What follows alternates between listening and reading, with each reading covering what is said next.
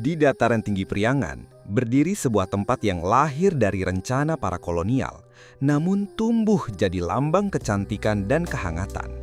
Bandung. Pada tahun 1810, di bawah bayang-bayang kolonial Belanda, Bandung dibangun dengan jalan lurus dan taman-taman bergaya Eropa. Mereka menyebutnya Paris Vancouver, Parisnya Pulau Jawa.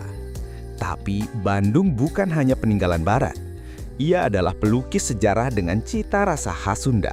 Kini, gedung sate berdiri megah, mengawasi alun-alun yang ramai. Lembang menyanjikan kabut, sementara Dago menyuguhkan lampu kota dari ketinggian. Dan di setiap sudut, aroma batagor dan surabi menari-nari di udara. Dan para mojam Bandung terkenal anggun, penuh gaya, dan lembut tutur kata. Seperti kotanya, mempesona, berkelas, tapi tetap merayat.